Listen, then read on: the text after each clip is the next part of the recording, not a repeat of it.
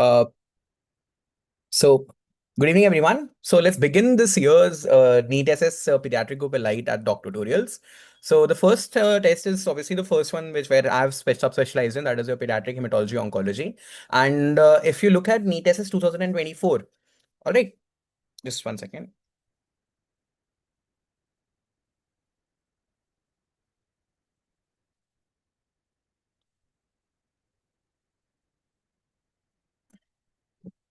Yeah.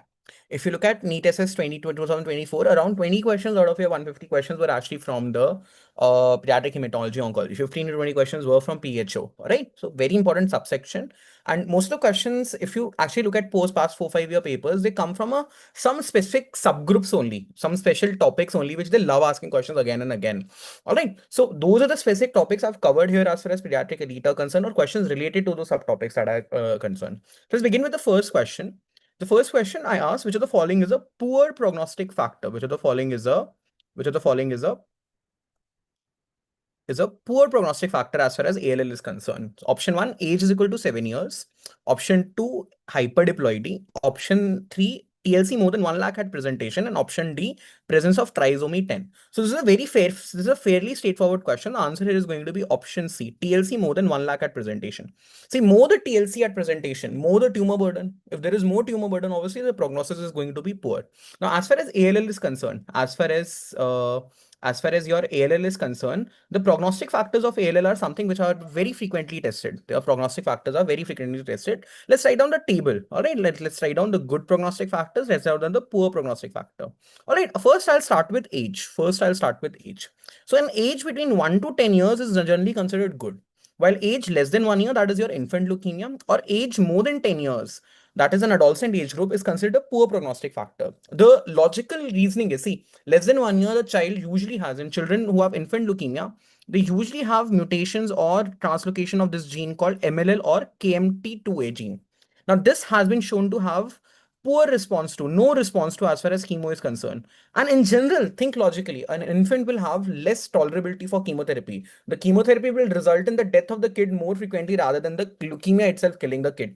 Right? There will be very high TRM, that is your treatment related mortality. Right? That is the reason children less than 1 year or infant leukemia in general fares poorer as compared to children who have leukemia in the age group of 1 to 10 years. More than 10 years, the logic says that if you have taken so much time to develop leukemia, what generally happens, you have the mutational burden of leukemia is more mutations resulted in the child getting leukemia. Hence, again, a more resistance to chemotherapy. This is valid as far as adults also is concerned. As the age group keeps on increasing beyond 10 years of age, the prognosis keeps on worsening. So 10 to 20 years, 10 to 20 years has worse prognosis, 20 to 30 years has further worse prognosis, 30 to 50 years further has worse prognosis. Because more mutations are there, the mutation landscape is more resistance to chemotherapy.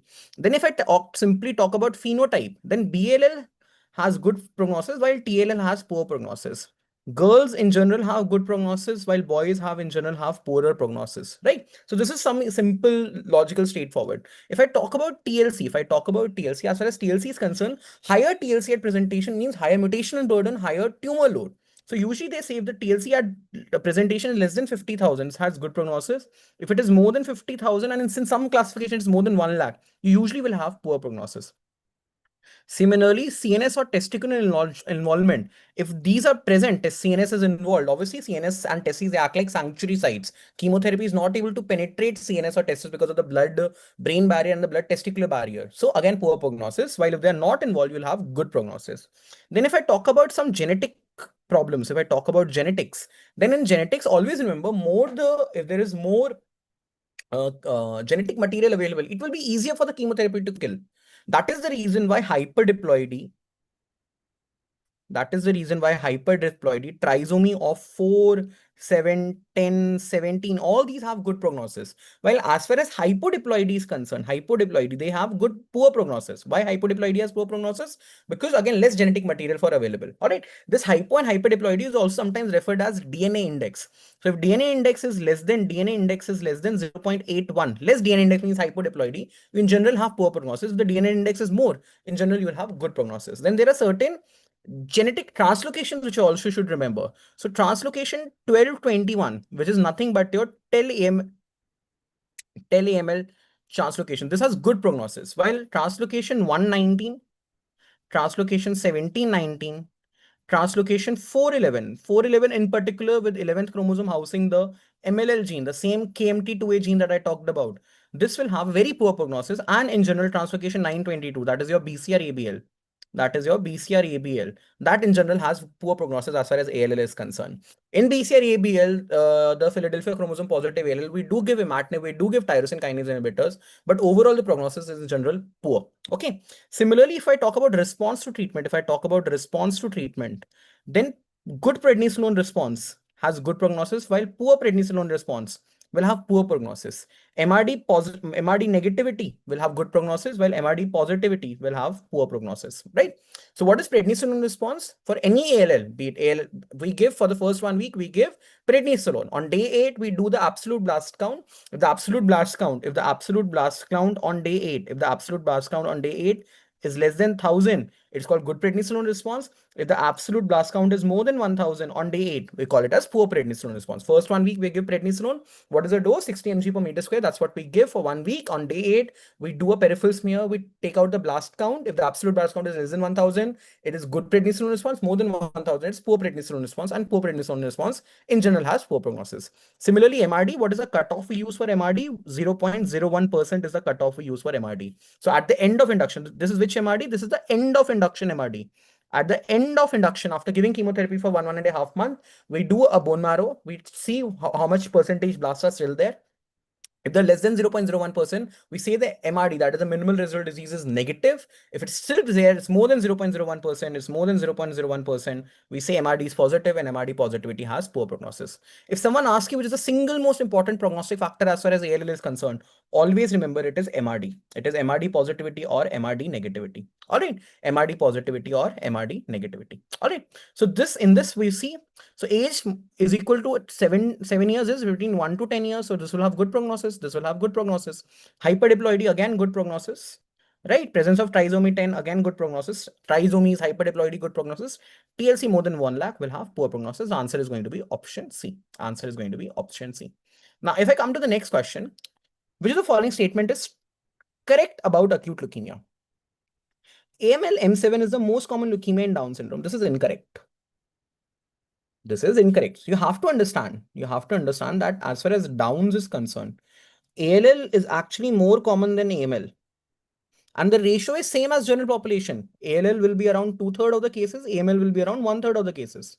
Now, amongst AML in Down syndrome, yes, AML M7 is the most common subtype. The acute megakardioblastic leukemia is the most common subtype. But overall, you have to remember that ALL in Down is more common as compared to AML, right?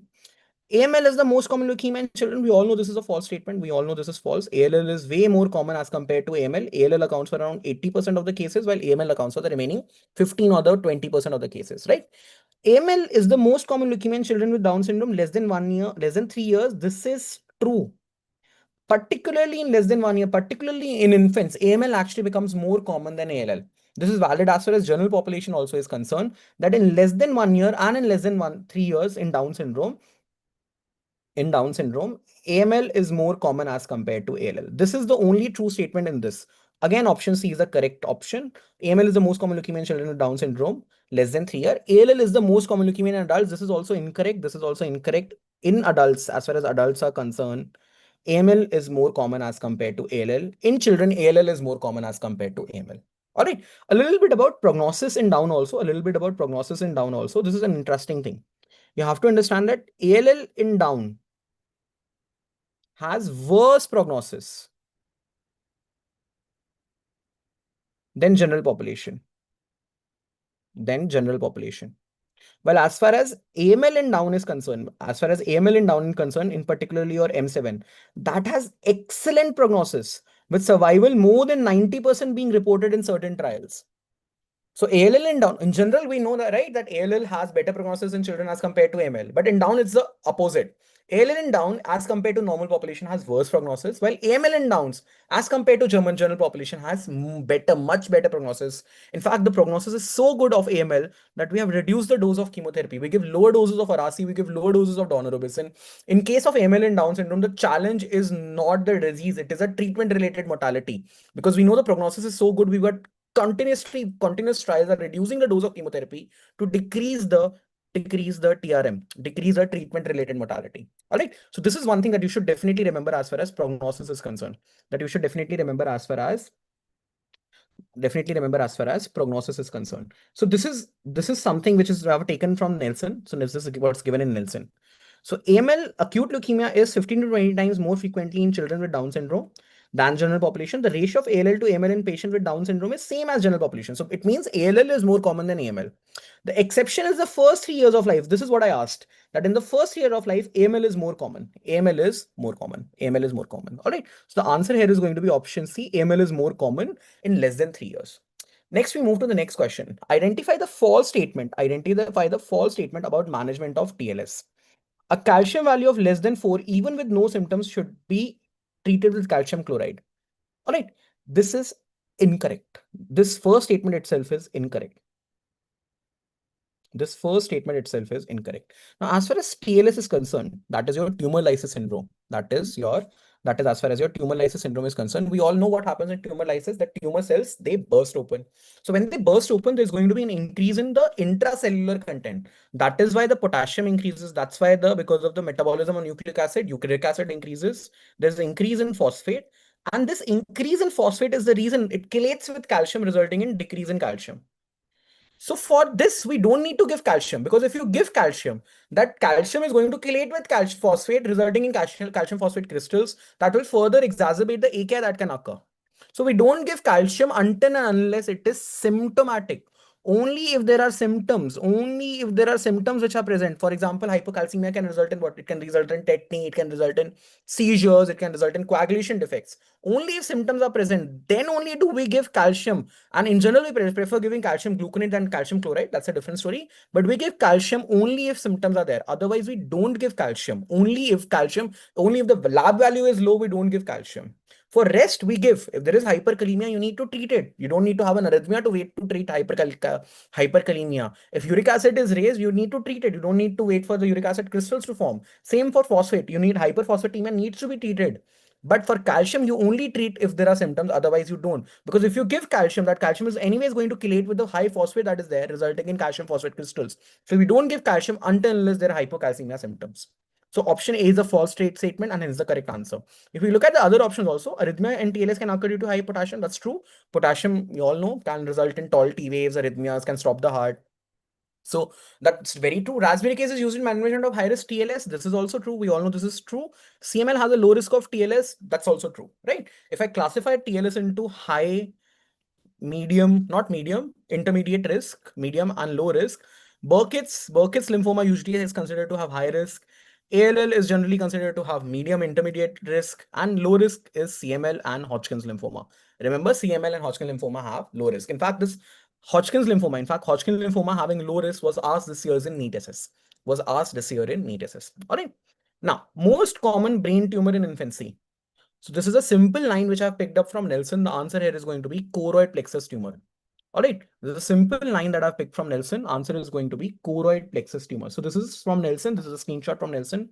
Choroid plexus tumors, they account overall, although they account for 2 to 4% of childhood tumor, they are the most common tumors in children younger than 1 year. All right. So that is the most common tumor in infancy is choroid plexus tumor. Overall, remember, overall most common is astrocytoma, but astrocytomas mostly are benign. Overall, most common malignant brain tumor is medulloblastoma. It is medulloblastoma. So this is the most common malignant. This is the most common overall. Okay. And this is the most common in less than 1 year. So these are simple one-liners which they can definitely ask. And given by the trend, they usually keep on asking the most common as far as brain tumors are concerned. Moving to the next question. Which of the following is not a small round blue cell tumor? So small round blue cell tumors basically are characterized by where you will have multiple small cells which do not have any cytoplasm. So if there is no cytoplasm, you'll see what? You'll only see nucleus. And nucleus stains what on an HNE stain? It stains blue, right? So you'll have multiple small cells which will just have the nucleus. There will be no cytoplasm, very high proliferative index, very high proliferative drive. This small round blue cell tumors in general are positive for common markers like synaptophysin, chromogranin, like that. These include your retinoblastoma, rhabdomyosarcoma, even NHL sometimes is considered a small round blue cell tumor. But Hodgkin lymphoma has what we all know Hodgkin lymphoma has Reed-Sternberg cell. And it's not a small round blue cell tumor, it will have an inflammatory infiltrate. Right? The background of any Hodgkin's lymphoma, mixed cellularity, nodulus crosses, all these will have an infiltrate of eosinophils, neutrophils, everything there. It's not SRBCT. It is not a small round blue cell tumor. So examples of small round blue cell tumors include your Ewing's, it includes your retinoblastoma, it includes your non-Hodgkin lymphoma. Right? In adults, it includes your small cell, round cell, it includes your neuroblastoma, it includes your neuroblastoma. But Hodgkin lymphoma is not a small round blue cell tumor. The answer will be option C. Answer will be option C. Moving to the next question, investigation of choice for staging in Hodgkin lymphoma. All right, so this is pretty simple, right? So nowadays, what we do? Nowadays, investigation of choice is PET-CT. Earlier, what we used to do was, we used to do a CT. So CT used to tell where all the lymph nodes are. So that used to tell whether they are above the diaphragm, they are crossing the diaphragm, the Ann Arbor staging as far as Hodgkin's is concerned. And along with that, to check for bone marrow involvement, we used to do a bone marrow aspirate and biopsy also. This is what we used to do earlier. But nowadays, what they have found that CT is as good as doing a bone marrow. PET-CT is as good as doing a bone marrow. It can pick up the uptake which is there as far as bone marrow is concerned. It's as good as picking up the small uptakes which are there in spleen and liver also is concerned. So the best investigation nowadays is a PET-CT. All right, it obviates the need for doing a bone marrow aspirate. The answer is going to be a PET-CT. Answer will be a PET-CT. Elevated AFP levels are seen in all except hepatoblastoma. Yes, we have increased AFP levels. Yolk cell tumor, yes, we have increased AFP level. Ataxia telangiectasia, yes, it is one of the immunodeficiency which has increased AFP level, very characteristic of AT actually. Mother with baby having Down syndrome, no. So we know that although this is a little bit from genetics, Down syndrome, what is there? If we do something called triple test, and in triple test, what happens? We have increased HCG, we have decreased unconjugated estriol, we have decreased alpha fetoprotein. This is the triple test, a simple basic test as far as Down syndrome is concerned, right? So we have decreased AFP levels. So elevated AFP levels are seen in all except, so Down syndrome has low AFP levels. All right, the mother with Down syndrome will have low AFP levels. Always remember that. That's one of the basis of the triple test. So answer is going to be option C. Answer is going to be option C. Moving to the next question. Incorrect statement about rhabdomyosarcoma. So vaginal rhabdomyosarcoma sometimes presents like sarcoma botrytis, grape-like mass. This is true. We know this can be one of the presentations. Alveolar subtype has good prognosis. This is false. Now, as far as RMS is concerned, remember there are two subtypes of RMS. There is alveolar and there is embryonal. Alveolar is characterized by presence of a translocation 113 and translocation 213. And on this 13, there is a gene called FOXO gene. There's a gene called FOXO gene which translocates, and this has been shown to have a very poor prognosis. So alveolar subtype and alveolar accounts for around 30% cases. So it's less common. Most commonly, it is embryonal, around 70% cases, right? So always remember that. So embryonal is more common, has good prognosis. Alveolar is less common, has poor prognosis. There is translocation 113 or 213, which involves the FOXO gene. So this is one basic about the two subtypes as far as RMS is concerned. So alveolar subtype has good prognosis. This is false, hence will be the answer. Embryonal subtype is the most common subtype. True, like I said, it accounts for 60 to 70% of the cases. FOXO1 rearrangement are associated with alveolar subtype. This is also true. And because of this FOXO rearrangement, there is poor prognosis. Because of this rearrangement, that confers poor prognosis, because it confers high resistance to chemotherapy. Okay. Moving to the next question, which is the following is incorrect about Wilms tumor predisposing condition. Vagar occurs due to WT1 mutations. This is true.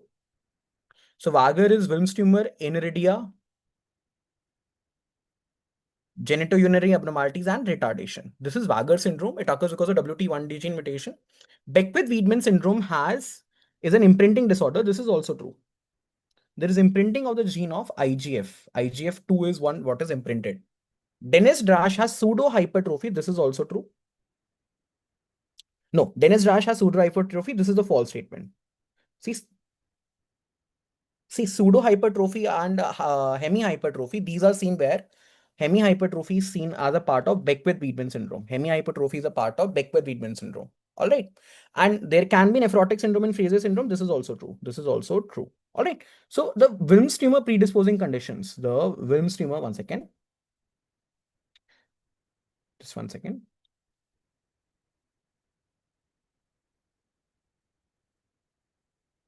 The Wilms tumor predisposing conditions, they are a very important part, which are sometimes frequently tested. So what you need to remember, see Beckwith-Wiedemann syndrome. Beckwith-Wiedemann syndrome is very important. Beckwith-Wiedemann syndrome occurs because of WT2, which is present on 11p15, which is present where 11p15.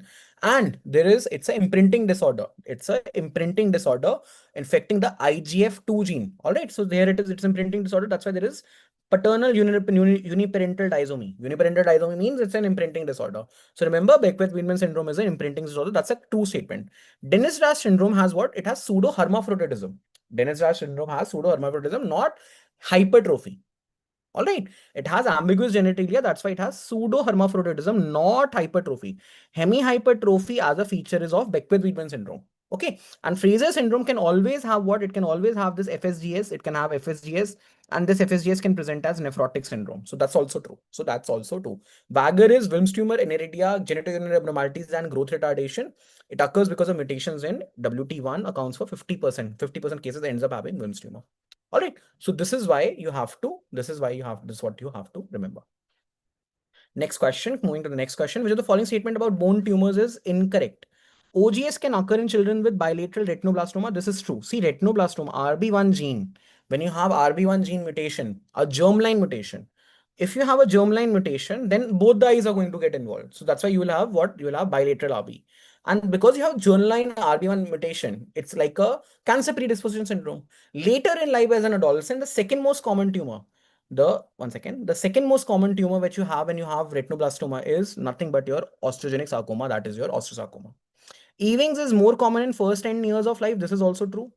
Osteosarcoma, although is more common, it is more common in second decade. Ewing's is more common in first decade. OGS treatment involves radiation? No. OGS is radio resistant. Always remember this. OGS is radio resistant. While your Ewing sarcoma is, it melts under radiotherapy.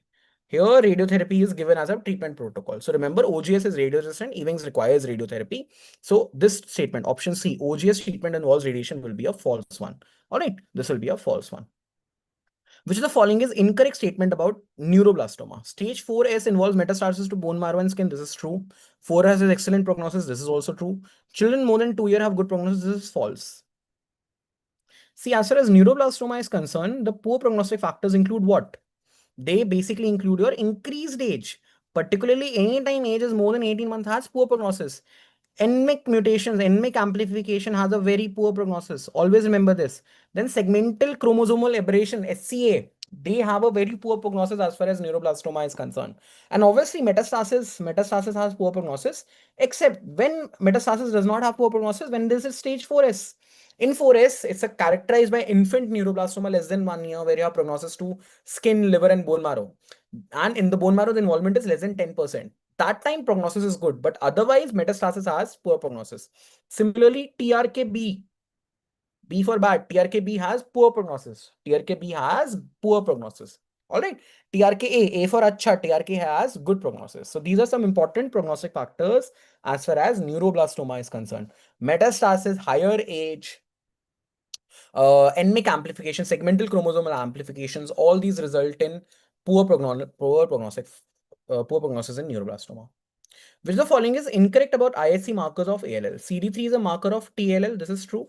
So TLL will have ALL markers. What are ALL markers? ALL markers basically include TLL will be positive for CD3. It will be positive for CD3. It will be positive. It can be positive for CD4. It can be positive for CD8. So these are the TLL markers. These are the T cells markers. They will be positive for as far as the T cell markers, and as far as ALL markers, they will be positive for TDT. TDT positivity will be there. As far as BALL is concerned, it will be positive for B cell markers. So what are the B cell markers? CD10, CD22, CD19, CD79A. These are the B cell markers. These are the B cell markers. As far as AML is concerned, it will be positive for what? It will be positive for MPO. MPO positivity will be there. CD13, 33, 117. These are myeloid markers. All right, these are myeloid markers. CD10 is a marker of BLL. This is true, right? MP positivity seen in ALL. This is incorrect. MP positivity, myeloperoxidase. It obviously will be seen not in ALL. It will be seen in AML. So the correct answer here is going to be option C. This is incorrect. Option C is an incorrect statement. Option C is an incorrect statement. Next question. Next question we come to. A patient with HS undergoes splenectomy at age 8. Which hematological parameter shows a most consistent normalization after splenectomy? All right. So tell me, what will splenectomy do? What will splenectomy do? Splenectomy will prevent hemolysis. Spherocytes will still be there. So the spherocytes, in case of hereditary spherocytosis, the spherocytes will still be there. But those spherocytes, when they're passing through spleen and getting hemolyzed, the extravascular hemolysis, that won't take place. So the extravascular hemolysis in the spleen, that won't take place. This is what splenectomy does. Is the spherocytes not being formed? No. So is the red cell membrane defect still there? This is still there. This is still there. All right. Is the mean cell hemoglobin concentration, which is high, will still be there? Yes, because the spherocytes are still there. So this is still there. This is still there. What will happen, because the hemolysis is prevented? The reticulocytosis that you see, that will not occur. Reticulocytosis was a response to hemolysis. So now the reticulocyte count will become normal. This is the answer. Option A is the answer. Okay, option A is going to be the answer. Reticulocyte count will become normal because now there will be no extravascular hemolysis. Now there will be no extravascular hemolysis. Coming to the next question. A 14-year-old boy with HS now presents with sudden pallor after a viral prodrome. Viral prodrome, hemolytic hereditary spherocytosis. We know it is what? It is a aplastic crisis. This is a aplastic crisis because of which virus? Because of the parvovirus B19. Okay. What they're asking is, which of the following laboratory findings best confirms the diagnosis? Elevated LDH. So elevated LDH basically means hemolysis is occurring. But in case of parvovirus B19, what parvovirus B19 does is it inhibits erythropoiesis. The fall in hemoglobin is not occurring because of hemolysis. There is no extra hemolysis. The baseline hemolysis is still there. But the fall in hemoglobin is occurring because the parvovirus B19 is inhibiting erythropoiesis. So elevated LDH means more hemolysis. No, that's not occurring. Baseline hemolysis is there. So elevated LDH is not the answer. Positive DCT. So that is not the answer. There is no hemolysis. I'm talking about that. Elevated MCHC. That's again not. The answer is absence of polychromasia. See, basically what's going to happen. Answer was given in the question itself. There is going to be reticulocytopenia. If there is reticulocytopenia on the smear, what will you see? You will only see either RBCs. You won't see reticulocytes plus RBC. That lack of reticulocyte plus RBC is called absence of polychromasia. So absence of polychromasia means there is less reticulocyte. Reticulocyte means there is lack of erythropoiesis. Lack of erythropoiesis means what? That the parvovirus B19 is inhibiting the bone marrow.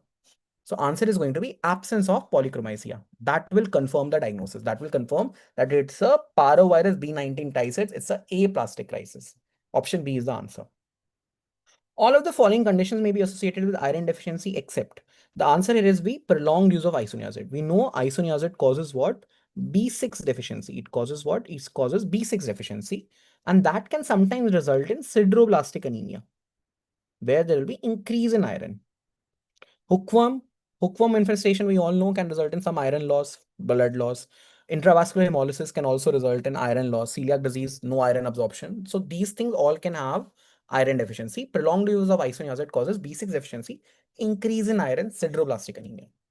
Next question, which of the following is a mitochondrial disorder characterized by sideroblastic macrocytic anemia? Answer is Pearson syndrome. So Pearson syndrome has characteristically this sideroblastic anemia plus pancreatic insufficiency. This is the classic thing that you see as far as your Pearson syndrome is concerned. So Diamond-Blackfan is not a mitochondrial disorder. Diamond-Blackfan anemia is a ribosomal disorder. It's a ribosomal disorder. Thalassemia is again not a mitochondrial disorder. There is absence of the beta globin gene. And LHUN, definitely it's a mitochondrial disorder, but it doesn't have sideroblastic anemia. It doesn't have sideroblastic anemia. So answer here is going to be Pearson syndrome. Is going to be Pearson syndrome. Which of the following is the most severe form of von Willebrand disease? The answer is going to be type 3. Type 3, there is zero, absolutely zero von Willebrand factor. Type 1, in type 1, what happens? Type 1, there is decrease in synthesis, 70 to 80% decrease in synthesis.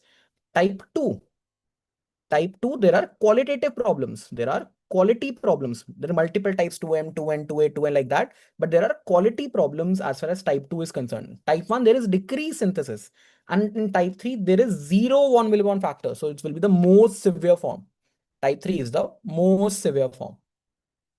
Earliest laboratory marker of response to iron therapy. This is something which you should all know. The first thing that happens, the first physiological change that happens is increase in wellness. You suddenly will have more energy, but that's not a lab marker. As far as the lab marker is concerned, the first thing that you see is increase in reticulocytes, increase in retic count. So reticulocytosis is the answer. Reticulocytosis is the answer. This will be followed. This later is followed by increase in MCV. Okay, this later is followed by increase in MCV. Okay, ferritin stores take time to build. Ferritin will be the last thing to occur. Ferritin will be the, ferritin will be the last thing to occur because ferritin stores obviously will take time. You have to take iron for 3 months, 4 months, 5 months, 6 months for the ferritin stores to build up. Now, which of the following is raised in folate deficiency? So we have an enzyme called methionine synthase. We have an enzyme called methionine synthase. The function of this enzyme is to convert homocysteine into methionine.